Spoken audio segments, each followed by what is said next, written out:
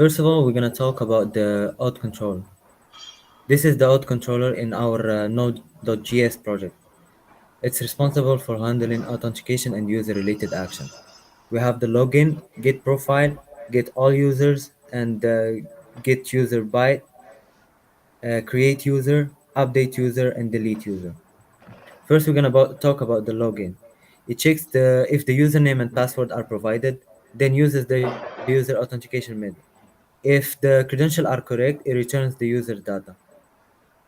Secondly, we're gonna talk about the get profile. This get the current logged in user profile using their ID from the request. Uh, get all users. There are mainly for admin use. They fetch all users or specific users by ID. Then we have the create user. This create a new user. It checks for required field and also handles duplicate entries like, for example, same email or the same username. The update user. This update an existent user information. It first check if the user exists, then update and return a new data, the new data. Delete user. It deletes a user by ID after checking if the user already exists. Yeah, all this function use try, check, block to handle errors and respond with the proper status code.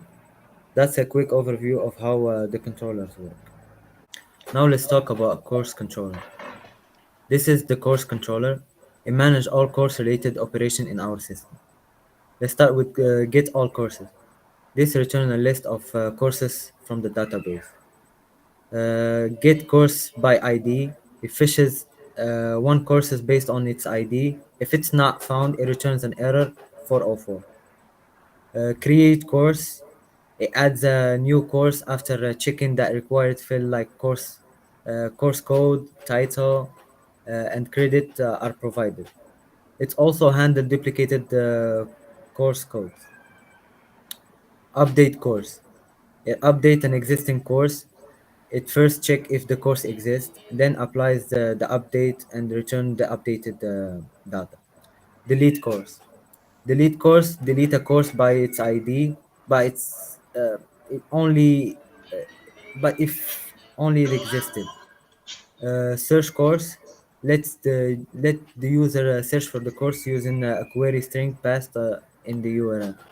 All functions are wrapped in the try-catch block to handle errors and return meaningful status, codes, and messages.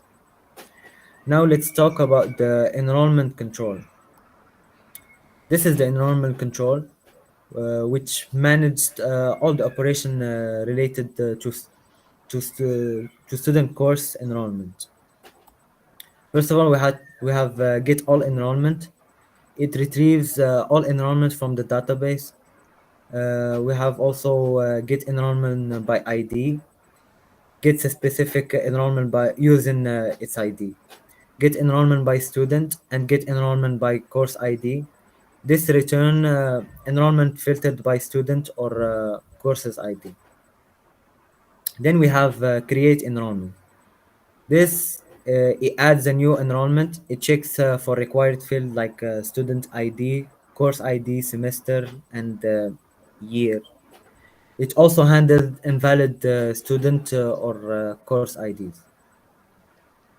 Then we have the update enrollment. It updates an existing enrollment after confirming it exists. It also checks for valid student or course references. Lastly, we have delete enrollment. This deletes an enrollment if it's exists in the system. All methods are wrapped in a try-catch block for proper error handling and respond with the clear status code. Let's go now to grade controller.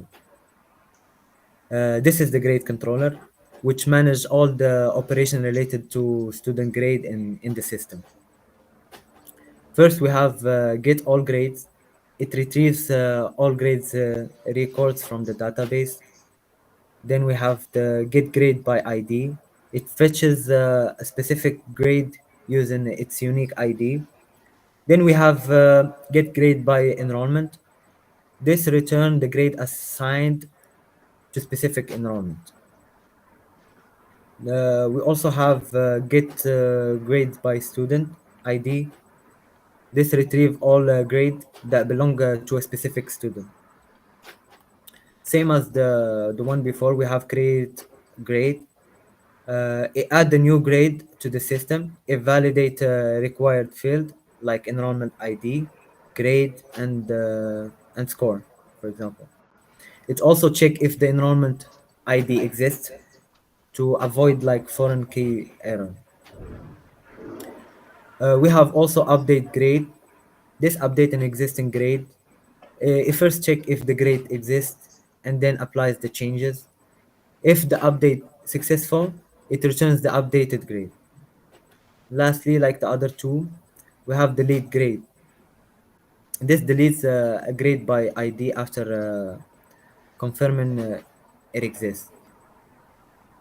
Okay, now let's go to the last one. Lastly, we're gonna talk about student controller. Student controller, uh, it handles operation related to student record. It's almost like grade controllers and the ones before it. You have get all student that fetch all student from the database and return them by in a JSON format. Second, we got get student by ID. You find a specific student by their ID. If the student isn't found, it respond with an error 404. Then it create student. This you add a new student to the system. It checks for required field like student ID, first name, last name, email. If the ID or email already exists, it return error 409. We call it the conflict error. And then update student. Update an existing student information. First, it check if the student exists. If found, it update the record and return the update student. Then we have delete student. It basically delete a student by ID. Before deleting, it checks if the student exists to avoid errors. Then we have search student. Search student is search for student using a query string. Uh, it's useful for finding student by name, email, or other field, depending on the search. And then we have the error handling. All method have proper try catch block for error handling. This error like not found, duplicate entry, or server issue. Return appropriate status code and messages. Now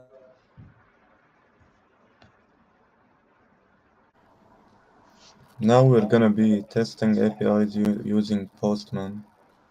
Postman is a powerful API development and testing tool which offers a graphical interface for sending API requests and automating the process.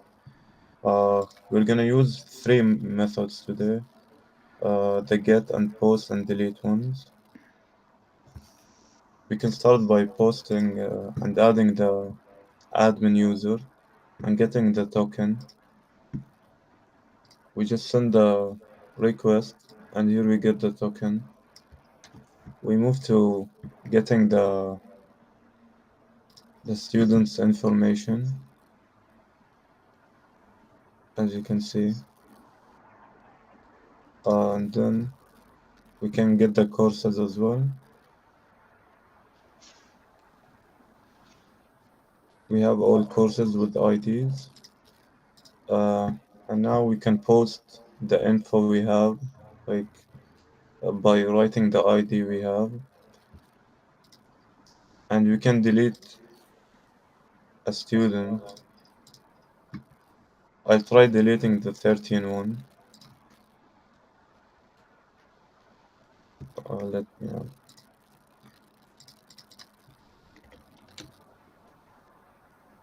So it says student deleted successfully. We can check by sending the request. As you can see, there is no ID 13 anymore.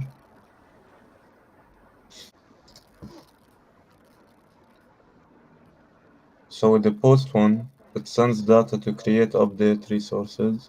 Uh, the get method, it retrieves data without affecting server state.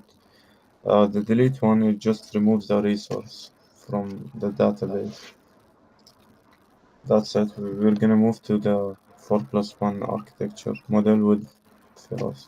Now I will explain what is the architecture behind this model. The architectural model behind our student management system using the 4 plus 1 view model, which gives a comprehensive view of the system from 5 key perspectives.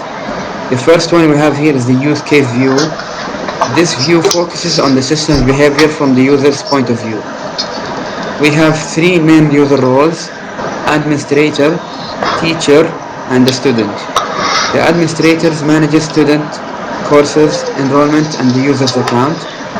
The teachers manages the grades and views the student information. Student can view their profile, enrolled courses, and grades. Now we're going to talk about the logical view. The logical view defines the system structure in terms of classes and relationships. Key classes including student, course, enrollment, grades, and user. Service classes like the authentication service that manage security and access. The relationships are well defined. For instance, a student can be enrolled in multiple courses through the enrollment class. The third one we have is the process view. This view addresses the system's runtime behavior, such as concurrency and performance. Major processes include authentication, where the user logs in and receives secure token, the student registration and course enrollment managed by the admin, grade recording, where the teacher input and updates grades. Each process is carefully sequenced to ensure data integrity and responsiveness. The fourth one we have is the development view. This outlines the system's internal structure for developers. We use a modular approach. For the front end, we use the HTML, CSS, and JavaScript. And for the back end, we built it with the Express.js using routes, controllers, and of course models. Authentication, middleware, and utilities are separated into components to keep the system clean and maintainable. The last one is the physical view. This view shows how the system is deployed. The client tier runs on browsers. The application tier includes the Node.js server with the Express.js. The data is stored in a MySQL database. Security is enforced using HTTPS, password hashing, input validation, and role-based access control. So basically, the 4 plus 1 model helps us design, develop, and maintain the system by giving clear insights to all the stakeholders. Now we're gonna go and look at the entity relation diagram. So as you can see here, we have the entity relationship diagram. The students to enrollments. One student can have many enrollments, so it's a one-to-n relationship. Courses to enrollments. One course can have many enrollments, so it's also a one-to-n relationship. The enrollments to grades. One enrollment can have one grade, so it's a one-to-one relationship. Users to grades. One user can grade many assignments, so it has a one-to-n relationship. Thank you.